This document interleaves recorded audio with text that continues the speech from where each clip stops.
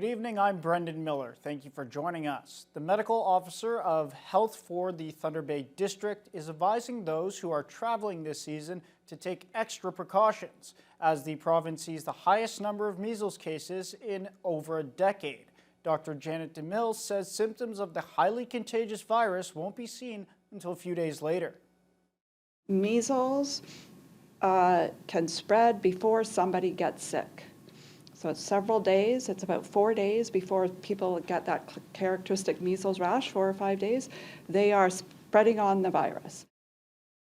The last time the Thunder Bay District had a confirmed measles case was in 1997, and there are currently no active reported cases here in the region. DeMille still says those who are traveling should assume they could be exposed, especially going into highly populated areas. And she notes there are some other precautionary measures people can take.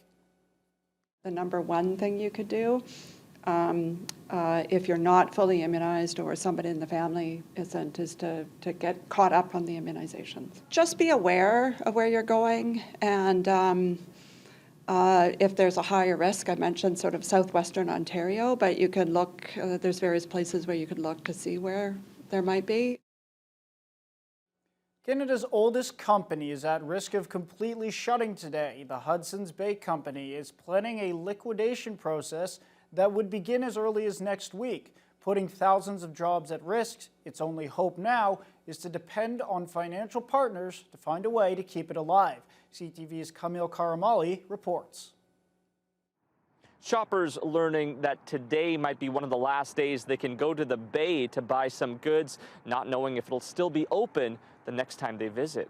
We were surprised, really surprised, because we bought some of our stuffs there, like kids' stuffs, clothes. There are no customers, and it's been like this for a long time. Hudson's Bay Company dates back more than 350 years, about 200 years older than Canada itself. Now with 80 locations across the country and more than 9,000 employees, the company is at the brink of completely shutting down. The company says despite exhaustive efforts to secure sufficient finance, it will now need to take part in the full liquidation of the entire business, which could begin as soon as next week. Ontario's Superior Court of Justice filings show the company owes nearly $1 billion to creditors, including landlords, suppliers, and fashion companies. Retail experts say online giants like Amazon have taken a big chunk of sales away from traditional stores. Now, the closure of the entire business depends on a court appearance set for Monday, hoping it can find a financial solution with stakeholders and landlords before then. They have between now and Monday. You never know, a white knight buyer may come out of the woodwork and approach them,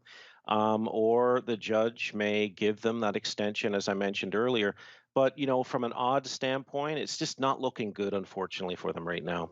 Hudson's Bay Company said no to an interview with CTV, but in its court filings, it claims trade tensions between Canada and the U.S. played a role in why it was struggling financially.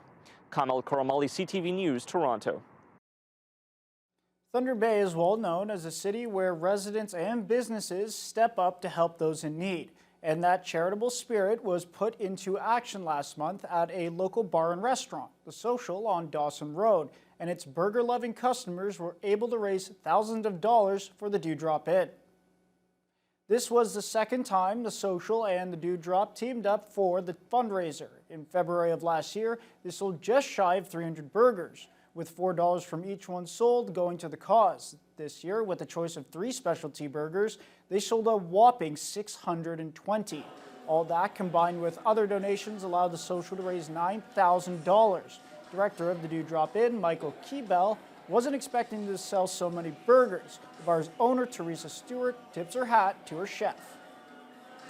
We're actually very thrilled. We're so thankful for the wonderful support from the community. We never expected to sell so many burgers and it was just, it's great, it's wonderful. People would come and try one and they'd love it, and then they'd be like, you know what, we got to come back and try the other ones too, right? So a little bit more variety, and yeah. And of course our Abu is the master chef here. He's the one that came up with all the burgers. I just sell them, I don't cook them. The money will be used by the Dewdrop to provide healthy meals to those in need as they serve up to 425 people every day. This year marks the 43rd year of the Finnish community celebrating the legend of Saint Erho, the saint that chased grasshoppers out of Finland to save their grape crops. Emma Chilton has the story. Heinäsirkka, mene täältä pois. The local Finnish community gathered on St. Urho Day to celebrate their longtime tradition, the legend of St. Urho. The celebration started with a parade at the Bay Credit Union on Algoma, headed down Bay and up Cumberland to the Prince Arthur Hotel. Finlandia Cooperative Head of Events Committee and St. Urho for the Day, Jake Guggenheimer, tells us a story of St. Urho. Way back in the day, St. Urho took his mighty rake and drove all the grasshoppers out of Finland because the swarms and swarms of them were just eating all the grape crops, and then the Finns couldn't drink their delicious Finnish wine, which is world-renowned. And so him and his mighty order of St. Urho drove them all out, and that's what we're celebrating here today. Guggenheimer explains how the tradition was started. It was originally made somewhere in, I think, northern Minnesota as just a friendly rivalry between the Irish immigrants who were celebrating St. Patrick's Day and the many Finnish immigrants who settled North Minnesota and in the Thunder Bay area. So I think it was in the 80s, and it was just, well, our patron saint's special day is the day before yours. And and that's kind of how it all came together. So. After the parade, the group went to Prince Arthur Hotel to celebrate. The event had a local Finland orchestra, Pelimani, dances, food, beverages, a kids' room, and vendor market. Guggenheimer says that being St. Urho for the day comes with certain responsibilities.